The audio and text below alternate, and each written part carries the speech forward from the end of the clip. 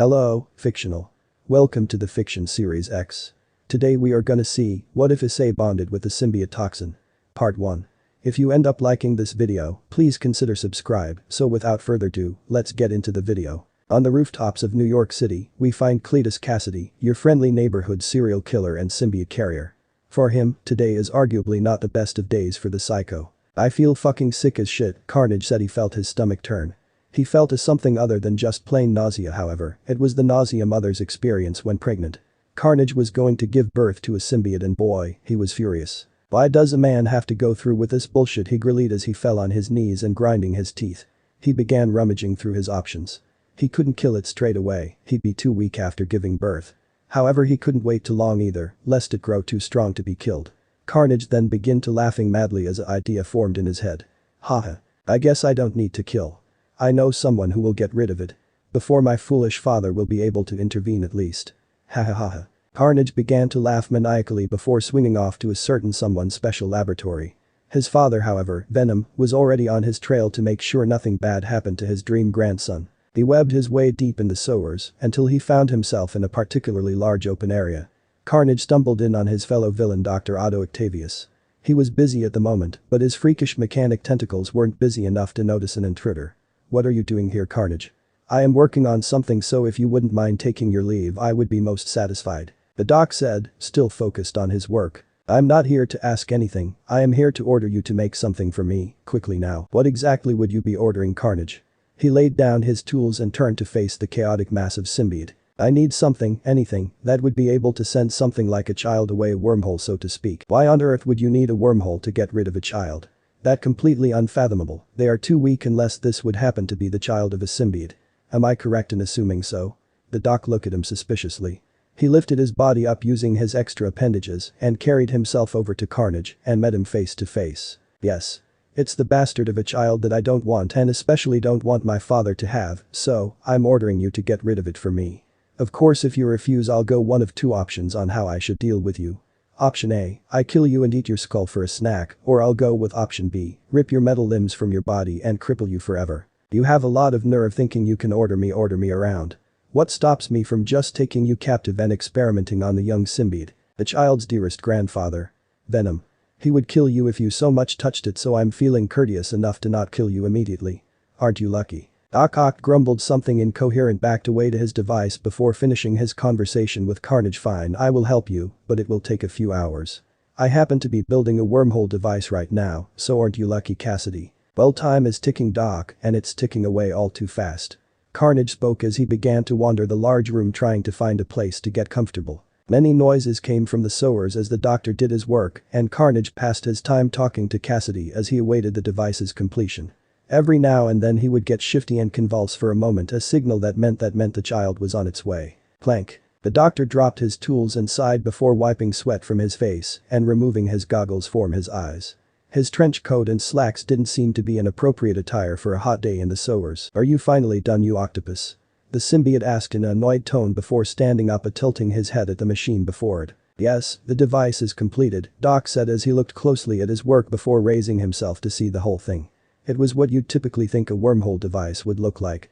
Metal casing of some kind on each side, each littered with different kinds of bolts and screws. The doctor explained to Carnage and Cassidy that when the device was turned on it would emit a field between the casings that would deconstruct whatever was passed through it as materialize it elsewhere. The symbiote grew anxious as the doctor explained it, all too sciencey for a serial killer, you could say. Doc October made his way to a control panel hooked up to the machine a few yards away from it. He pulled a lever and pressed a few buttons before the distinct buzzing of the machine made itself known. A light-colored essence spread itself out in the casings of the strange device. Carnage. As if on cue, the caring grandfather made his entrance. Well, what do we have here?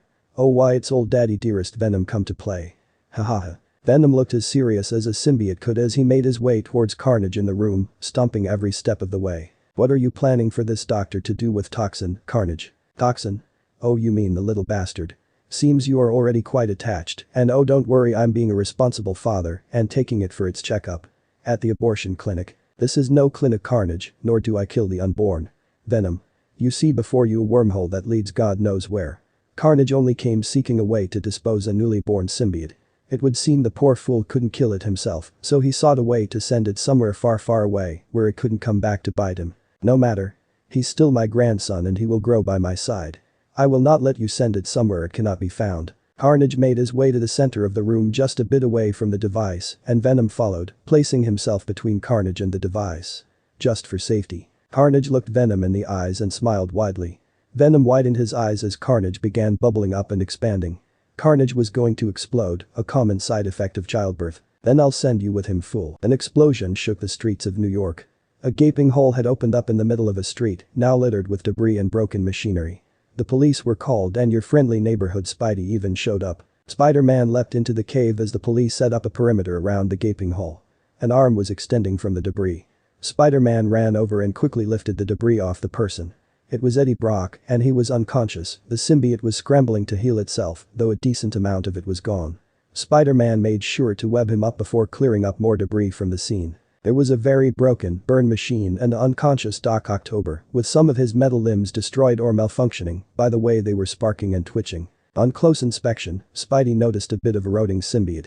This chaotic version belonged to Carnage, but it seemed that Carnage and Cassidy had made their leave. All that was left was to figure out what the hell had happened here. In a different town, in a different world, maybe even in a different universe, there was a teenage boy. He was on a date. But, tragedy full of magic and foreign beings was about to strike his first love. Issei Hyoudou was asked out on a date by a pretty girl. The best part was that she asked him. That's what he kept saying to himself, that is.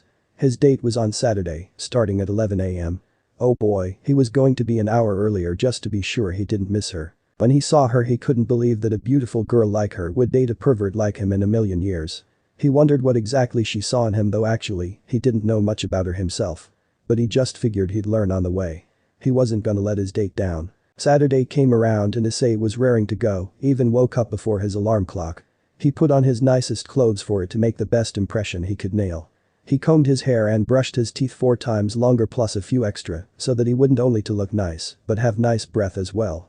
Maybe he could score a kiss during the date to top all of this excitement. He was ready and started making his way down the stairs to be greeted by his mother and father. Morning kiddo, I see you're prepared for your date, but don't go making grandchildren so early on.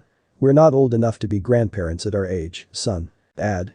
Issei groaned to his parents.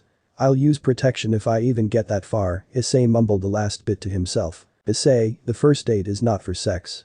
His mom chipped in. I get it already. Will you let me go already? The boy was ready for date to begin, even if it was still a little bit away. The clock was ever ticking though. Alright sweetie, just make sure you have fun on your date. His mother said. Thanks mom. He said quickly before he bolted out of the house. She sighed with a happy smile on her face. They grow up so fast, I remember like it was yesterday when he was just a baby, but now our son is a grown man. She said, tearing up a bit. That indeed he was, and you and I did an amazing job at raising him, but now he's mature enough to make his own path, honey. Goro Hyoudou said with a sigh before putting his arm around his wife and consoling her gently. Issei was now making his way over to the town square, where he agreed to meet up with his girlfriend. Oh my god, this is happening. He shouted to himself so nobody could hear him. He still looked super weird talking to himself in against a light pole though. The girl wearing some kind of cosplay walked up to him and offered a pamphlet. He hadn't seen that in IM or whatever it was from, it seemed like she was maybe a succubus of some kind. He declined it though, he already had a checklist of what to do today. He thought he picked some fine places to go to. Then out of the corner of his eye, he saw the raven-haired beauty walking in a pink t-shirt and black shorts and had a small black purse over her shoulder and had brown sandals on her feet. She was his date for the night. Wow, hey. Ready to go on our date, Yuma? Issei stuttered. Yes indeed, Issei. She replied calmly with a smile. Oh my god. Issei kept screaming in his head while trying to maintain a decent face while he was walking around with Yuma. They visited a bunch of stores like a clothes shop, an accessories shop where he bought her a gift, and an ice cream cafe. He got a bit distracted though and spilled his ice cream all over the table while looking at a tiny bit of exposed cleavage. Oh sorry, I didn't mean to spill that. He blurted out at his mess. Silly you, let me help. She pulled out some napkins and gave a few to Issei before they cleaned the mess up. Issei and Yuma finished up most of the activities on the to-do list and decided to take a stroll to a nearby fountain.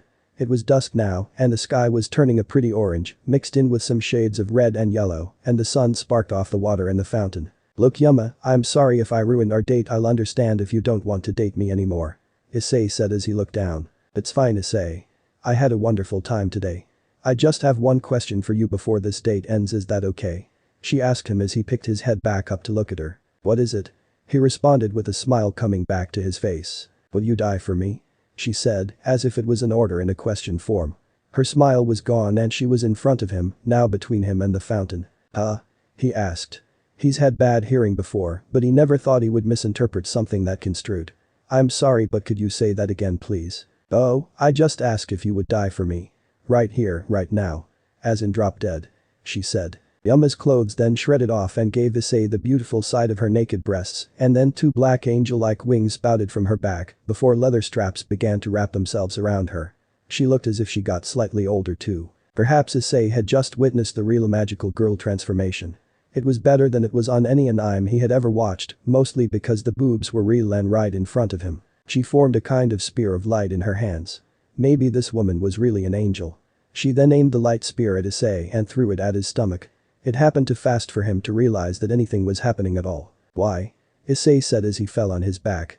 Shock, pain, and adrenaline were racing through his blood, directly to his chest. The light spear shattered inside him, releasing pressure, causing blood to start flowing. Because I wanted to. You were too cheesy to begin with, and come on, spilling all that ice cream because of a little booby. Downright pathetic. If you want someone to blame though, blame God for putting that stupid sacred gear inside of you. The sun is now finally down, and Rainer steps up to Issei to finish the job before a bright light appears her. When she looks up, it zooms past her face and crashes into the ground a few meters back. When she investigates, she finds a gooey black puddle that appears to be moving on its own, trying to attach itself to things. What the hell is this? Oh wait, I might be able to. I think I'll keep this thing actually. She didn't notice another impact in the bushes behind her when she looked to the first impact. This wasn't exactly a puddle per se, nor was it goo or pudding, but it was more red in color than the other puddle. The thing spread itself out, searching desperately to attach to something obviously living. It moved onto the brick structure where it tasted blood. It didn't know exactly what blood was, but it was a good sign for it. It followed the puddle up until it felt a solid object. A living organism besides itself. It began to gather itself to its new host before spreading itself across the skin and sinking itself into its new host. It quickly noticed the organism was dying and sought out to fight the injuries immediately. Rainer looked back at Issei one more time after scooping up the substance in a bottle she had been safekeeping. She didn't notice the other substance but saw the amount of blood on the ground and figured he had already died and flew away from the area. The substance used a lot of energy to fix the wound, but in about an hour, it had done it. It began to control its host to bring it to a safe place where the substance could rest for a while. It eventually led Issei to his own home, where went up the stairs to his bedroom. His parents were already asleep it seems. The substance faded from the body and went into a kind of hibernation for the time being. It had used up too much energy for being so young. They both lied there, unconscious, the substance withdrawn into Issei's skin. Issei woke up gasping for air in a cold sweat. He'd had a nightmare. He looked at his ceiling for a minute before deciding he would get up and look around. He glanced at his clock, saw 6:30 a.m. and Monday. What the fuck? He yelled in his room. He ran around in circles for a bit before he stopped in front of his mirror. Did I get taller or something? Also, what's up with these abs? He thought to himself. If all that's required to get abs is to sleep for a day, then what have I been doing all my life? He quickly got dressed, but not before feeling his new abs. Whoa, rock hard. I guess it was only a dream after all, he said, feeling his solar plexus, where he had been impaled in his nightmare. Looking back at his clock, it was now 7 and he was going to be late to school. He finished up as quick as he could and sprinted out of his house as fast as he could. As Issei ran, he noticed that he was faster than he'd ever been before. He also wasn't getting tired either. Guess he wouldn't be late after all if he had gotten so fast. I've really got to make it a point to sleep in more often. At gym class later that day, there was a test of a hanging rope. There were 3 in all, and Issei was in the first of 3 lines to the ropes. They hung down all the way from the ceiling to the floor. The goal was simple in words, just get from bottom to the top as fast as you can. Hide or you're up. The gym coach called out. Issei walked to the rope getting ready for the whistle to blow. He was always kinda bad at this, but maybe this newfound strength would help him out. He wasn't too confident overall though. When the whistle blew, everyone was shocked on how fast and easy he did it. He'd even gone up the rope faster than the record holder did. Needless to say, the coach thought his stopwatch was broken and made Issei do it again a few more times. He got slightly better each time he went up. The news spread about Issei beating the record waved around the school. Needless to say, everyone couldn't believe the former weak pervert suddenly happened to excel in sports. It piqued the interest of a certain club at school especially. Issei was back home and thinking of what had all happened. Today had really been a strange day. He had gotten stronger, but he was still as dumb as ever. I say. He jumped at the sudden noise. Hello? Who's there? Don't be panic, the voice came again. Issei couldn't figure out where it was coming from. It was childish and seemingly inside of his head. Okay, what is your name? Issei called out. Toxin. Wait, I'm poisoned. No Nam. Dottie is Toxie, and the voice was growing as the conversation went on. It was seemingly building its vocabulary as they talked. Issei was freaking out. He thought he was going insane. This voice was in his head. Okay, get a grip, Issei, it's not real, it's all in your head. I am real and I can show you. The voice said. A strange liquid started seeping out of Issei, and he began panicking immensely as he was slowly engulfed by it. It felt so natural though, the feeling of the warm liquid moving around on the outside of his skin. He looked to his mirror, so see it wasn't doing any harm that he could see, and it started somewhat solidifying itself around him, and then it moved on to enclose his face. Issei closed his eyes and held his breath, but he could still breathe. When he opened his eyes, he gasped in shock of what covered his body when he looked at the mirror. His upper body was red with the lower half black, with some red tendrils hanging from the upper part. He looked at his arms. His shoulders and forearms were red, but it faded to black as it reached his hands with some red tendrils around the wrists. His face had two goggles-like things so he could see. I think I am called a symbiote. Whoa, Issei let the words escape from his mouth. This actually looks kind of cool. I don't understand your concept of cool, Toxin said. Well, I kind of look like a superhero. I don't understand what is a superhero. A good guy. Well respected, saves the day, that kind of stuff. I still don't understand. Issei then looks around his room and found an example of a superhero. It was a comic book and showed it to Toxin and said, well, superheroes kick the bad guys' asses. The bad guys are the ones who do bad things, like rob banks or blow things up. In the end, when the hero beats the bad guy, they get famous and they gain girls. Oh yes. Issei then had a light bulb go off as an idea came to mind. What is it? I can become a harem king. Harem? King? Toxin asked. This for some reason didn't seem like a good guy thing to do. A harem is a group of girls, and a king is an absolute ruler. Issei explained. Harem king and superhero don't mix well. Of course they do. Issei exclaimed. What if the bad guys find out who your loved ones were from you having so many girls in your so-called harem? I never thought about that until you mentioned it. Issei glanced down as he said it and saw the page of the comic Toxin was on.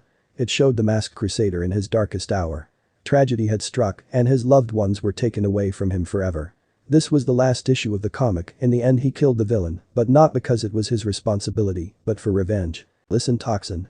If we do become a superhero, you must understand something, Issei said. Yes. With great power comes great responsibility. We would always be burdened by the responsibility of being a superhero, and from what I see in this comic, it's the heaviest burden of all. What if they see us as a menace to society? That doesn't change anything, Toxin. We will always fight for good, even if the people we fight for hate our guts. Because that's what heroes do. No matter the hardship we encounter, we have to overcome it, but we must never ever take a life, no matter the consequence. And gain a harem in the process. You learn fast, little buddy, Issei stated. He looked at himself one more time in the mirror and did some poses. Do you want to start being a superhero now? He asked Toxin. Let's go for what was it called, a test run? Yes, let's go for it, but what is currently happening now? Then the news was heard downstairs and it announced, we just gained word that a bank robbery is in process. There are hostages and several injured officers and at the scene. The suspects are armed and dangerous. Please avoid this area at all costs today. The perfect start is what I think it is called. Toxin stated. He was learning vocabulary pretty fast somehow, but at least they could communicate. He still needed to learn all the other things, but he was off to a pretty good start. You're exactly right, Toxin, Issei said, smirking under the symbiote. Then when Issei was about to head out his bedroom door, Toxin asked. Wait, why are you heading out the bedroom door? Wouldn't your parents see you? Oh right, I am a teenager, so we should use the window, I think, Issei responded. Then let's go already. Issei closed his door and walked back to the other side of the room, where opened up his window and jumped out onto the street and made his way to the ongoing crime scene in his new super suit. Issei and Toxin made their way to the bank in only a few short minutes. Issei was sprinting straight at the building and decided to jump into it. Leaning back, he slammed through the glass with his feet and landed in the third and top story of the building. The building was partially on fire, and smoke had already filled up the room he crashed into, though it now had a place to vent out of. Looking around, he saw a few injured people unconscious or struggling in the room. All right, Toxin, let's get to the lessons. Issei shouted as he jumped over some debris and made his way to the people in the room. Lesson number 1. Save the endangered people as quickly and safely as possible. This always comes first in these situations. Issei picked up 2 of the people and made his way back to the window, but he tripped and fell, dropping them out of the window. Ooh. The newly born superhero had failed the first task. Or so he thought. He looked again and saw his arms greatly extended to the ground, still holding the two people. He let them go and his arms shrunk back to their normal size. Is it the correct way of saving the endangered as you mentioned? Toxin asked curiously. Toxin, that was perfect. Issei yelled. Let's keep it up. Issei went and picked up some more people and came back to the window again, this time careful not to trip. Their arms extended to let the people go once again, and this time, people had taken notice of the new superhero. Their instant repeated the process over and over until the floor was clear and they moved on to the next floor down. Issei got to the stairwell door, felt a really tingly sensation. The robbers were in the next room. He peeked through the glass of the door to see they had hostages and plenty of guns. Issei thought out a plan carefully as Toxin waited for action to begin. Alright Toxin, Issei whispered, beginning to lay out his plan. We're gonna do the arm stretchy thingy again, but this time we're not going to only use it to save people. We're gonna hit the bad guys with it super quickly and knock them out, but don't kill, remember? Understood, Toxin replied. He wondered if this was going go out as well as his host planned it going. Alright, 3, 2, 1. Issei kicked the door out of its sockets and it rammed full speed into one of the robbers. Issei looked around and saw there were 4 more of them. They had hostages in a corner of the room and one of the robbers had a hostage in hand. Second lesson. Surprise attack. Issei immediately threw his arm out and hit the robber with a hostage, knocking the gun out of his hand and pushing him away from the hostage. Issei picked the hostage up and moved him to the corner where the other hostages were and used that arm to shield them. He leg sweeped another guy and one started shooting at Issei. Third lesson, never kill. The symbiote absorbed the bullets and fired them back at robber's legs, making sure to follow the lessons. This robber was out for the count though. Issei was hit over the back of the head by the first robber and he staggered. He stood back up and Spartan kicked him into a wall before punching his head into it. That's 2. Issei counted to himself and Toxin before the other 3 moved in on them. Issei was punched in the face and his knee was hit with a bat before he was kicked from behind. He was surprised that even though they were hitting him pretty hard, all he felt was impact. It was like his sense of pain had vanished while he was in the symbiote. Issei punched back, hitting one in the face, and he tripped another before he swung his arm that was protecting the hostages around the room like a rope. He caught 2 of the bad guys and reached his arm back into itself, creating a kind of lasso, and he rammed them into the glass windows leading outside of the building. There's 4, Issei said as he swung them back inside through another panel of glass. He let them go and they flew for a second before hitting each other in midair and landing bloodied. He walked over to the last guy who was struggling to get up and curb stomped him.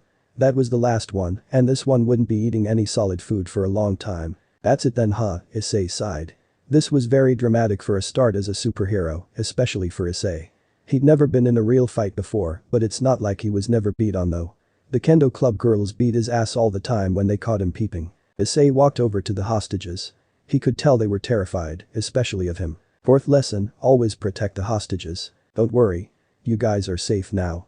Let's get you downstairs to the police where you can get all sorted out. He told the people. I'm just your friendly neighborhood superhero. Issei thought he looked pretty cool at the moment. A kid who was a part of the hostages ran up to Issei and hugged him. She was crying really bad. He knelt down to her and wiped the tears off her face. Hey, now do you know where your mommy is? He asked. She nodded and pointed outside. Alright then, let's get you to her, I'm sure she's very worried. He picked her up in his arm and cradled her as they made their way outside with the rest of the hostages. Fifth lesson, always report to the proper authorities to let them know the case is closed. It's all clear in there, boys. He shouted to police officers who took his word and made their way inside the building to make sure. A woman came up to him sobbing and hugged him and the girl. He guessed this was her mother. Here you go, ma'am, I believe she's yours. Cameras were all over him and the girls. This would make for a big scoop indeed, Issei thought to himself. Issei gave the girl to her mother. It was a touching reunion. What can I ever do to repay you? She asked, still tearing up. Issei thought for a moment. Ma'am, you don't owe a single thing to me. I helped because I wanted to. He said, trying to be cool, but also trying to be respectful. Then what's your name? She asked, still holding her daughter tight. Issei leaned in and fixed the little girl's hair. My name? He pet the girl's head and took a step back. Don't worry about all that jazz. I'm just your friendly neighborhood superhero.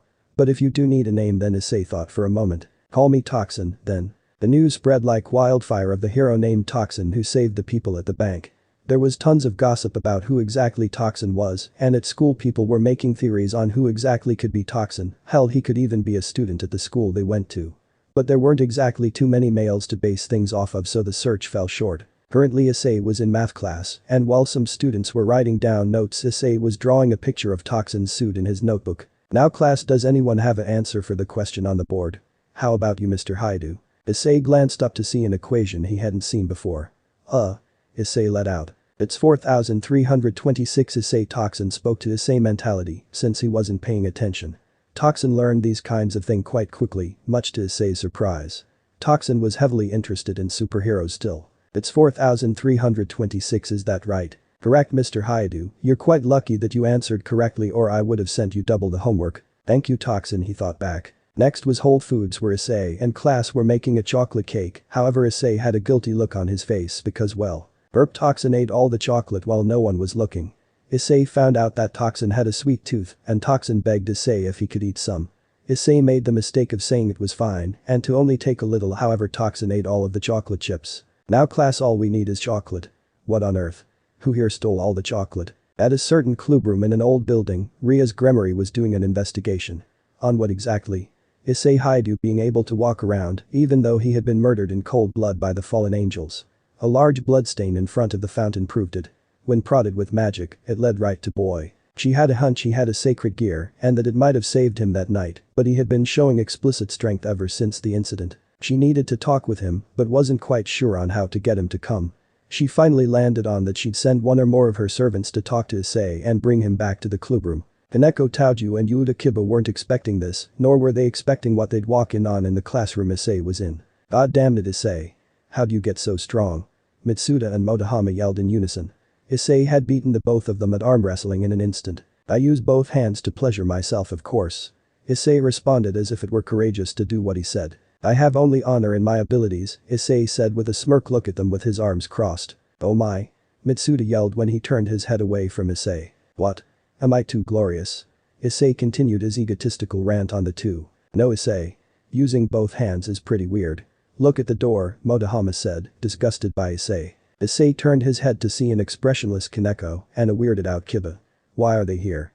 They're looking right at me. Wait, did they hear me?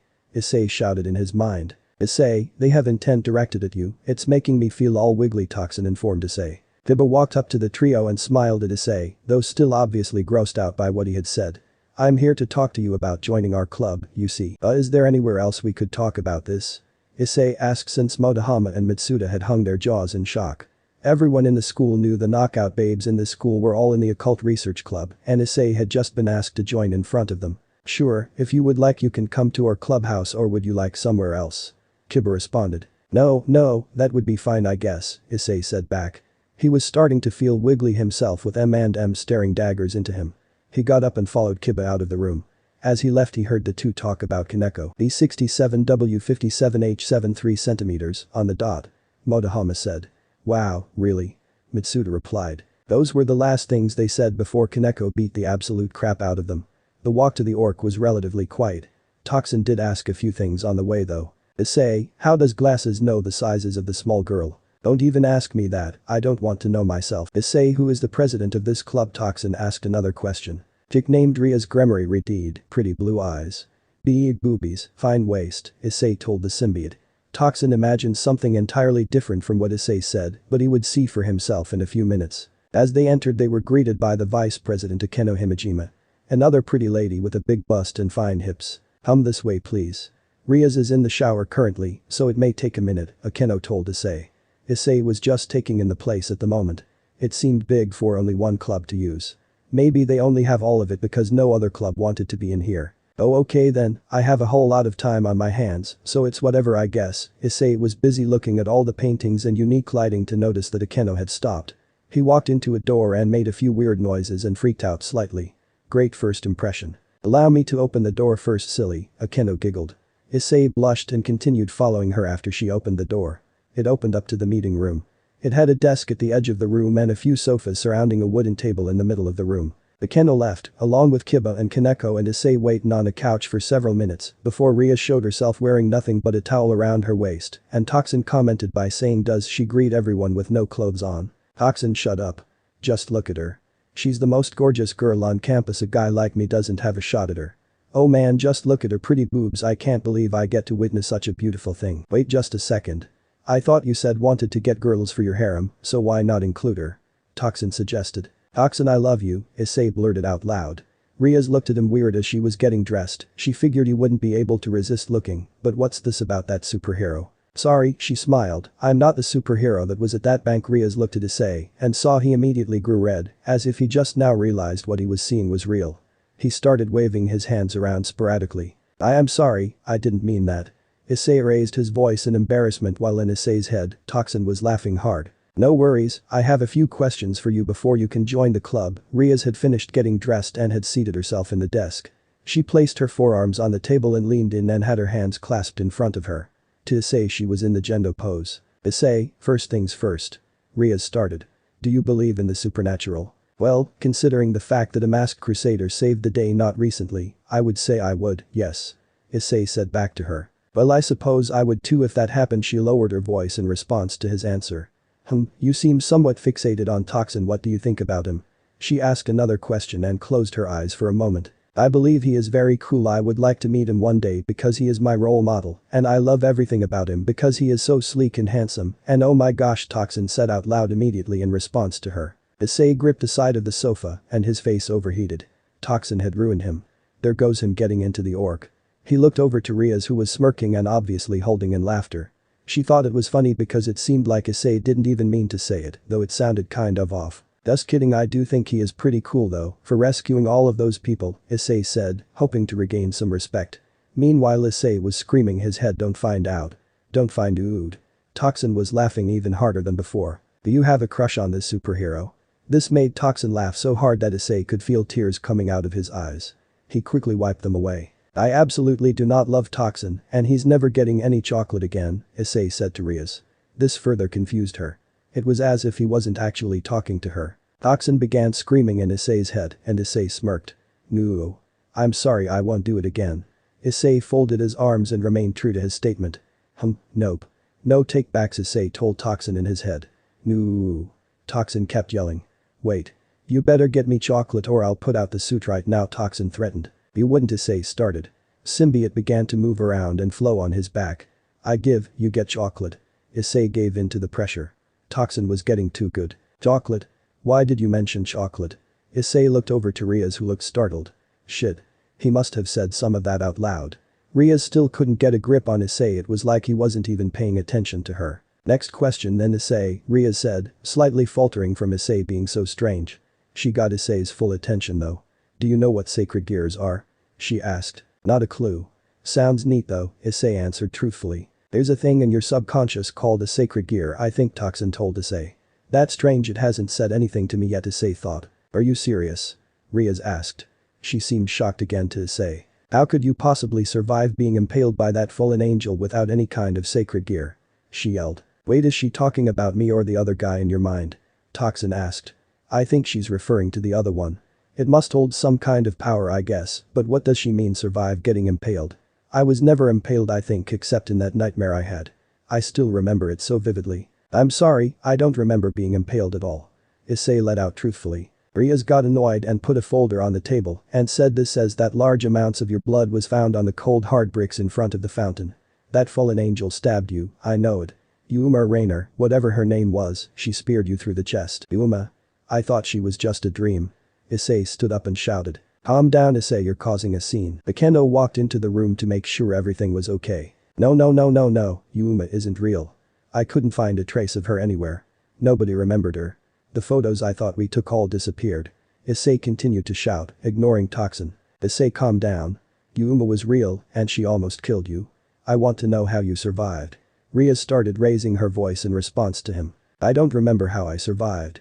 I remember everything turning black as she looked at me and walked away. I did feel a warm sensation begin to spread its way across me, but I figured that was just another feeling of death. Issei, that was me, I saved your life that night, Toxin said aloud. Issei looked down at his hand where a little bit of the symbiote had come out. That feeling I had was you, Toxin. Issei still looking at his hand. Riaz and Kuoh noticed it as well and had shifted into a fighting stance. Issei immediately felt their harmful auras, and the symbiote naturally began to cover his body until it had fully covered him. This is? Kuoh said, shocked. It's not what it looks like. Issei shouted. Issei. What is this? Riaz shouted to the boy, now fully suited. Oh no, well, I guess you could say I'm the superhero that was at the bank, Issei told her while looking down at his hands. He really didn't want anybody to know this. It would harm his family's safety, but perhaps he was taking this too literally. There aren't any supervillains that would try to track him down exactly. No, Issei, what is that thing on your body? Akeno corrected Rias. The boy was seemingly human, but this thing they saw on him was a parasite. It's a symbiote. Pretty cool, right? Issei looked up to the girls. They were still looking hostile. Issei shook his hands and the shingles the red swung around. Issei thought it was neat, but the girls had other ideas. Issei, I don't know exactly what that is, but it's no sacred gear. You have to get rid of that thing, it'll kill you. Ria shouted, taking a few steps towards the two. It has to be residue from the last stray devil we killed. I thought we got all of it. Akeno said, worried. It most likely has been filling Issei's head with lies until it can properly feed off of him, Ria said to herself. She bit her thumb and thought for a second. She looked back up to Issei. Don't worry, Issei, you'll be alright soon, just let us take that thing off of you, okay? Ria said, not knowing how Issei would react underneath the symbiote. Wait, no. Issei shouted to the two. Toxin saved me. You can't just kill it. Issei continued his defense of the symbiote. Issei, it has to be done. You're lucky it saved you at the time, though I would have done it myself, but you were gone when I arrived at the fountain. Just let us take care of it, alright? I'm going to have to put you to sleep for now.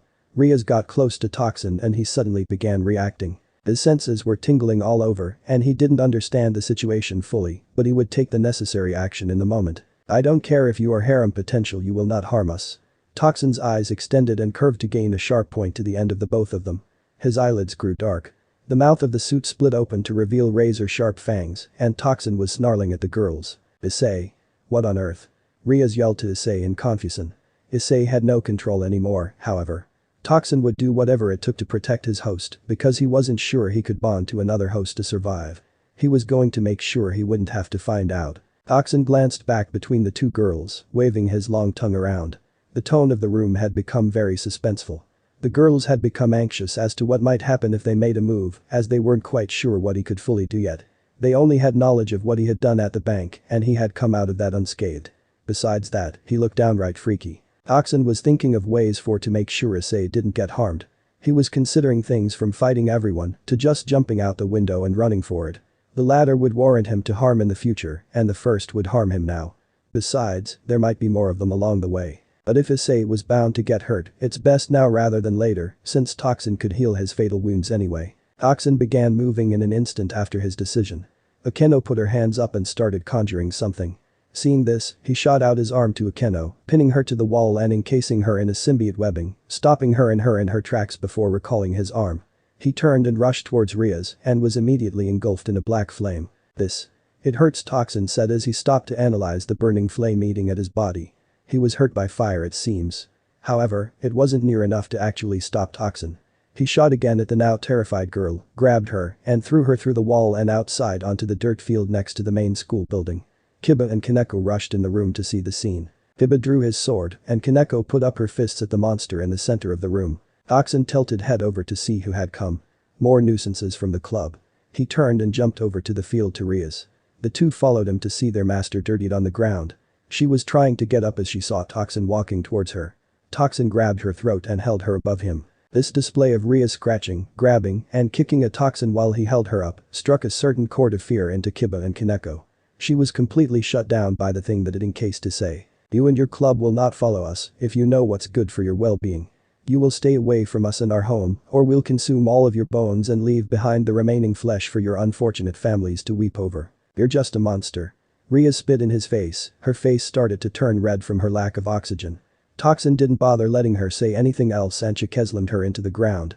Seeing his master released, Kiba immediately ran at him. Toxin bent over backwards under the sudden quick swing of his sword and grabbed his leg, spinning with the boy in hand for a second and throwing him upwards.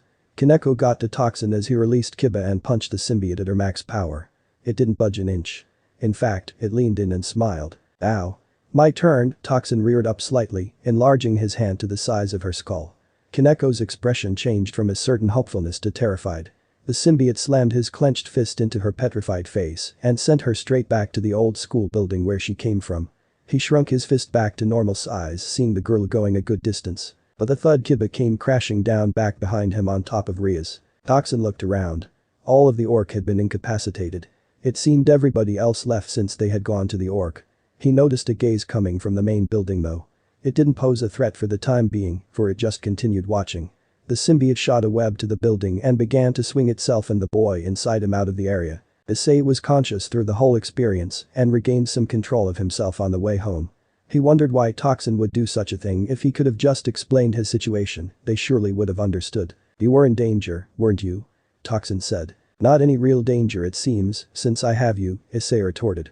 "If you could have handled them, why didn't we try my option first? It might not have worked." They continued swinging. "Also, what was that whole thing about eating their bones and stuff?" Issei asked. "I'm not sure. It feels like something my father might say," Toxin responded truthfully. "What happened to him?" Issei didn't know the symbiotes were able to reproduce. "Not sure. I was separated from him very shortly after birth." "How old are you, Toxin?" Issei wondered. "I'm around the age of a newborn human." "Wait, like a baby?" "Correct. Then how'd you know something your father might say?" Issei shouted at the symbiote enveloping him. "Not sure. I just felt like it was something he might say. I can vaguely describe him if you wish. My grandfather too if you want."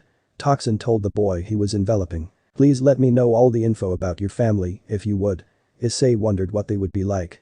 Maybe it would be some happy family type deal, and Toxin was separated by some evil dude. "My grandfather's main host was a man named Eddie Brock that were violent. He wanted to raise me in my father's stead, since my father was to end me as soon as I was born. They called themselves Venom. They killed many people, mostly innocent. My father was a mass murderer with his host named Cletus Cassidy. They were even worse than Venom was. They called themselves Carnage. See, symbiotes have a very violent relationship with their sons, likewise back at their fathers.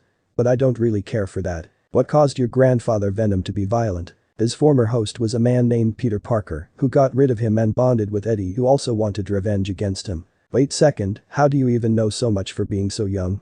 Issei didn't understand how the symbiotes worked at all anymore. "I have memories from my grandfather and father, and the rest is from you, like learning at school and being a superhero, so you can become a harem king." Issei and Toxin stopped in the town center to get some food. Toxin shifted the symbiote suit into normal clothes before they walked into the store. Issei ordered, got some food and sat down in a corner booth before continuing his conversation. "Toxin, I just want you to know that I'm somewhat disappointed in you," Issei told Toxin in his head. "I can see that," Toxin told Issei. "Like I've told you before, with great power comes great responsibility. What you did back there protecting me, like you said, wasn't being responsible at all. I can see that it's in the genes to be violent, but next time we see those guys, let me talk to them before you go all berserk, alright? We only attack if they can't be reasoned with, that or they attack first." "Alright," Issei told Toxin as he took a bite of his burger. "I will try, but I couldn't help myself back there." "It's fine, we just have to find a way to help you," Issei thought. Suddenly his mind lit into a sudden inferno and he gripped the table tightly. "I can help with that." Inside Issei's mind, Issei and Toxin looked to the new voice and saw a giant red dragon in the flames looking down at them. Issei looked around the wasteland for a moment before looking back. Toxin seemed to be a massive goop at the bottom of his figure, and as you went up, it slowly became more stable and took on the form of the suit with the open mouth. "Do not be afraid. I am here to help you with your violent nature. You are the 1000th symbiote of your lineage and are therefore subject to extreme mental breakdowns. I also have some vague knowledge on your species if you wish to learn more about your purpose in life." "Who are you? How do you know what species I am from?" Toxin asked, intrigued by the other guest in Issei's mind. "I am known as the Heavenly Red Dragon of Domination Drag. I once had a host who carried a symbiote as well. Your species are known as the Clinter, and they seek out potential hosts to become strong warriors, however there is a chance that a symbiote will become corrupted, like with your father and grandfather. Like if the personality of the host drives the symbiote insane or doses it with evil." The dragon spoke. "But why help me if my father and grandfather went corrupt?" the symbiote inquired. "You are different from your father and grandfather. You have learned right and wrong from our host, and you still have room to grow and improve. You just require proper guidance and you can become strong." Drake answered the symbiote. "What happened to your previous host who held the symbiote?" Toxin directed a harder question to the dragon. "He went mad with power. Both the Red Dragon Emperor's power along with the enhanced abilities of the symbiote destroyed his body and mind. The symbiote was then hunted down and killed so as to not bond to another since it had been corrupted." You seem to know many things. What almost killed Issei that night at the fountain?" "That was a fallen angel. If you wondering what they are, then they are angels who fell from heaven." "Angels? You mean like the ones from the Bible?" Issei chipped in. "Correct. But they have sinned and thus have been expelled from heaven," the dragon told Issei. "Why was I attacked if I am the Red Dragon Emperor? Shouldn't I be treated like some kind of king if I'm called an emperor?" It's been a millennia since the symbiote or the Red Dragon Emperor were alive and part of the supernatural on this world, so no one would have figured a teenage boy in Japan would hold specifically both the legendary longinus, the boosted gear, as well as harness the incredible powers of the symbiote-like toxin. And to the second part of my question. You aren't a ruler of people, boy. You rule me and my abilities. It is a part of a hierarchy of power. Alright, so what can I do to help Toxin not suffer insanity? Issei was already thinking about trying to help the symbiote that had bonded with him. He didn't know it for long, but he felt responsible for its growth since it had chosen to bond with him and saved his life at the park that day. He owed Toxin a life debt and would find a way to pay the symbiote back. Simply put, fully become the Red Dragon Emperor and use the powers you've been given for good, and the symbiote will revert from its feral state of being. However, being the Red Dragon Emperor comes at a cost. What is the cost? You will have to fight the White Dragon Emperor when they show. Albion is the vanishing dragon, the dragon sealed in the divine dividing longinus, and my eternal rival. Drake held out his palm, and a green orb could be seen in the middle. Take it, boy. Issei reached out in his head to grab the ball. His hand hovered over it for a moment, hesitating. He looked into Drake's eyes and back at the symbiote. He was firm in his decision. He was either a very unfortunate person or he was insane. Either one would be bad, but if this were real, shutting away everything would come back to burn him. He placed his hand on the orb and took it from Drake's palm with a tight grip. He looked into the sphere and came crashing back to reality. Sir, we're closing, if you could please leave the store that would be much appreciated. Issei looked to see the manager. Oh, I'm so sorry. How long was I here? Issei looked out the window. It was very dark outside. A good 5 hours or so. We were hesitant to wake you up because you would shake every so often, also you weren't really in the way or being loud, so. Right, I'll leave right away then. Issei then got up from his seat and walked outside and asked himself. Wait, did I grab the orb before I came back? He asked Toxin. You did. I was there and I saw you take the orb and I feel a whole lot calmer than before as a result. Toxin responded. That orb was Toxin's potential, something encased in this place, a small fragment of it at least. Take it as a token of my goodwill towards you too. I'm afraid I'll have to bid farewell though. I've used up a lot of energy talking here and Issei doesn't hold enough of a base strength for me to stay awake, so I will talk to you too the next time I am surely needed. Drake drifted off to sleep and faded from Issei's subconscious. Issei and Toxin continued talking about various things, just walking around. Issei took a sudden halt in front of the fountain. It pained him to be here. Those 5 words kept repeating themselves in his head. It was enough to drive him mad, but he had to keep himself sane, for Toxin's sake at least. My, what do we have here? You shouldn't be alive. The voice came from the darkness beyond the fountain. Issei looked through the water and saw a vague figure of a man in a trench coat. He was holding a sword of light in his hand. Issei suddenly felt his hairs begin to raise and a bubbly sensation rose inside of him. Move, Issei. Toxin shouted. The light flew through the water in the fountain and Issei barely dodged it, though it nicked his cheek. It was a spear of light, a weapon the fallen angels used. Issei quickly summoned the symbiotic suit to fight against the fallen angel across the fountain. My. You must have found something you weren't supposed to. He said, coming around the fountain to get a better look at the boy. He was surprised at the costume the boy was wearing. It looked as if it was living. He saw the suit grow and expand to meet the boy's body till it was at his height. It seems the devils in this area turned you, but a devil wouldn't separate themselves from each other like you have done, so you must have killed them, or are just plain stupid. I suppose I can come back with the slaying of a stray devil. Don't take it too personally now, boy. The fallen angel walked even closer and drew another spear of light. Look here, fallen angel. I'm no stray devil. Now be a good gentleman as you appear to be and put the spear down before things get ugly. Toxin spoke in an intimidating voice, opening the suit's mouth, making it appear much more sinister. However, the fallen angel thought it was funny at the boy's attempting at intimidation. Haha, you expect me to be intimidated by a weak attempt at a threat? The fallen angel sneered in the symbiote's face. Kuoh, now I'm mad from you insulting me. I tried to be polite, but now I must make you feel a world of pain for that.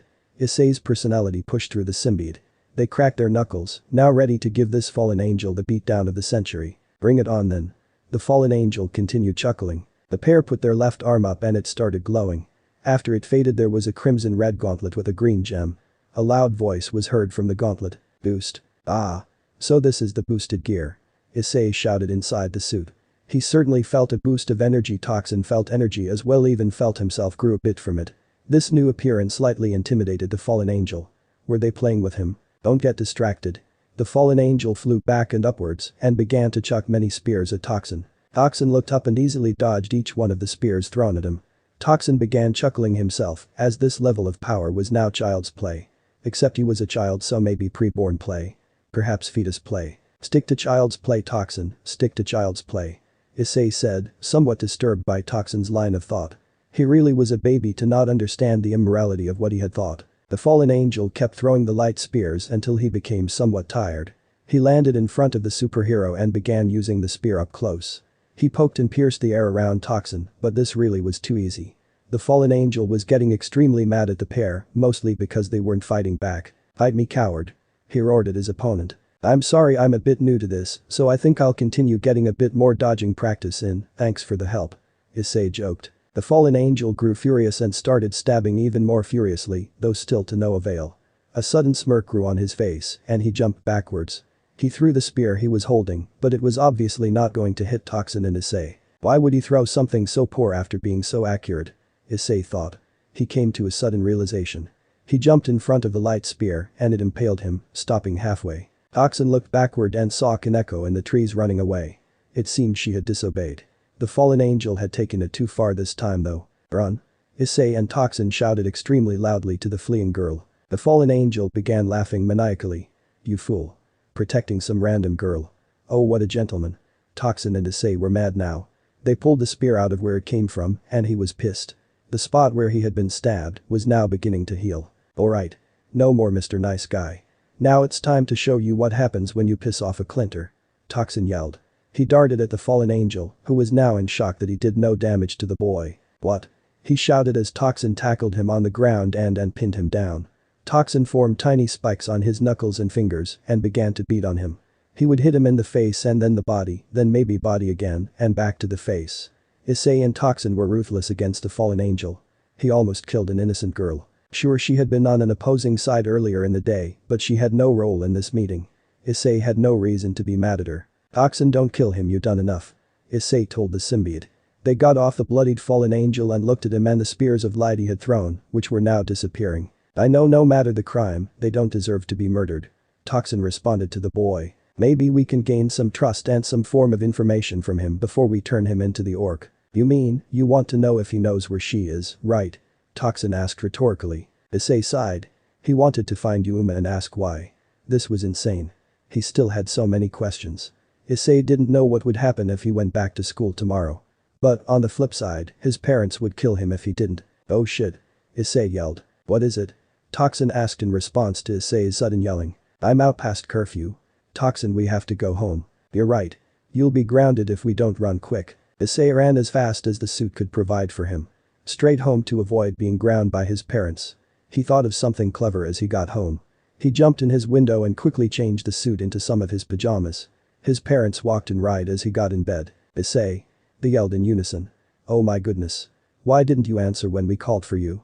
his mom asked. "I was asleep until just now," Issei blatantly lied. "Well honey, we have a guest, go downstairs and meet her, alright?" his mom said, finishing up. "Alright mom, give me just a minute." "Oh thank God we made it," Issei said the last part under his breath. He was seconds away from being dead meat. "Issei, I sensed something familiar in the living room." Toxin informed Issei in his head. "How familiar we talking?" Issei asked. "Erdna was on my face familiar, but maybe I'm wrong, God I hope I'm wrong," Toxin said. "Who could it be?" Issei thought as he got up and made his way to and down the stairs. Issei closed his eyes tightly, turning the corner into the living room, and he opened his eyes. It was the long-hair Crimson Beauty Arias with a fresh hand bruise around her neck. Issei's parents were in the room as well. "Shit," Issei and Toxin said together. "Hello Issei. You and I have a lot to talk about." Ria smiled and waved her hand, and Issei's parents left without a word. "What's up with them?" Issei asked suspiciously. They didn't pay any attention to him at all. "Just a bit of magic to hypnotize them, don't worry, if it worked on you, I would have used it already," she answered. "Now I have some questions about your little friend I would like answered," she stated. "I'll ask away, I guess. We'll answer what we can," Issei responded. He was getting pretty nervous about this. He was going to prepare a kind of speech about his apologies for tomorrow, but it seemed he'd have to wing it tonight. "First of all, what is inside your body that attacked and threatened me and my club, saying, and I quote, 'I will consume your bones and spit out your flesh for your families to weep over'?" Riaz asked Issei. It's actually on the outside of me right now. It's in the form of my pajamas. But to be serious, it's from a species called Clinter, but you can just call them symbiotes. My symbiote's name is Toxin. I'm sorry for earlier, it felt threatened and only wished to protect me and itself," Issei tried to explain to her. How on earth did we threaten it? Riaz asked in response to Issei. You said you'd remove it from me for whatever reason and symbiotes in general dislike being removed from their host, Issei said. How exactly did it get its name Toxin? Riaz continued. His grandfather Venom named him that. Issei answered. The grandfather Venom named your symbiote Toxin. Riaz spelled out the similarity in Issei's explanation. Yeah, that's it. He has some issues with his genes and lineage which causes him to be violent towards others and can have a mental breakdowns because of it. Issei explained to Riaz, who followed up with. So you knew all of this and still brought it into school? Riaz said, throwing a bit of blame at Issei. Like I said, the symbiotes don't like being removed from their hosts. They can die if they get separated from a host for too long. Actually, give me one good reason to not have it forcefully removed from you. Riaz said with a straight face. Toxin is honestly a good being. He is a newborn and is trying as hard as he can to obey the rules as I lay them out. He's learned good from bad by reading comic books with me and from actually being a hero. I am guiding the symbiote, devil. A green circle began glowing on Issei's left hand. Ria's eyes widened at the circle and voice. The circle expanded and covered Issei's entire forearm before crystallizing and breaking apart, revealing the boosted gear. Her jaw dropped this time. It is learning from me to be a strong warrior that its species are looking for and making sure it doesn't have a mental breakdown for being the 1000th generation of its kind. Is that the boosted gear? Riaz asked, looking up into Issei's eyes. Yeah? Issei answered her slowly. Issei means that we are the Red Dragon Emperor. And look, I don't know how many times I can say this to mean it to you and your club. I'm sincerely apologizing for my actions and promise you that I will find a way to make it up to you. Riaz was still shocked by the fact that Issei held the boosted gear but was able to pull herself together and put on a small smile. You saved Kaneko from that stray light spear tonight, didn't you? That was your first step towards forgiveness. I'm sure we'll all get along again in no time. Thank you for giving us a second chance. Toxin said honestly to the crimson-haired beauty across from it. Of course I'll give you a second chance. I'm willing to forgive when someone admits their wrongs, and before I leave I have one last question for you. What is it? What did you mean when you said I was harem potential? She asked. The boosted gear promptly disappeared, signaling Drake's help was over, and the symbiote grew silent in Issei's head. That is a question for Issei, miss, Toxin said, shifting the guilt onto his host. Issei raised her voice at the embarrassed teenager. I wanted to be a superhero so I could be a harem king, Issei said, looking straight up. And because I had to explain this, Toxin doesn't get chocolate for a week. Issei immediately regret saying it because Toxin vanished into his skin. His own protest against no chocolate. Issei was now stark naked in front of one of his dream crushes. Oh sheesh, she's pretty, he thought, looking up at her before he realized he was nude. Ria's eyes widened again upon seeing the symbiote rebel the way it did. She promptly stood up. Issei was panicking to cover himself, not sure where to put his hands. Riaz grabbed a chocolate bar from her bag and said to Toxin. Change back into Issei's clothes and you can have this yummy, delicious, creamy chocolate bar. Riaz tempted the symbiote. It instantly recovered Issei, much to his thanks. Oh. Give me. Give me. Give me. Toxin repeated like a little kid to the girl. Riaz tossed the chocolate onto Issei and it was absorbed into the clothes. Riaz got an idea and promptly set herself on Issei's lap. Issei finally looked up to see Riaz smile and she whispered in his ear. Harem king, huh? I wouldn't mind being a part of your harem. She quickly got off of him and jokingly sped to the front door. You wouldn't mind, Issei said, turning the corner and looking at her. Not a bit, Riaz responded. But I have a few things I might need your help with before I agree to anything, alright? She winked as she opened the door and stepped through it. Anything at all? Issei shouted to her. Riaz giggled and closed the door, leaving Issei in his perverted glory. Munch, well look at that. You now have the girl of your dreams in your harem and she gives good chocolate. I think this is called a double win. She's not in quite yet, Toxin, but she will be. Issei said proudly. He was overcome with a sudden wave of tiredness and decided to hit the hay.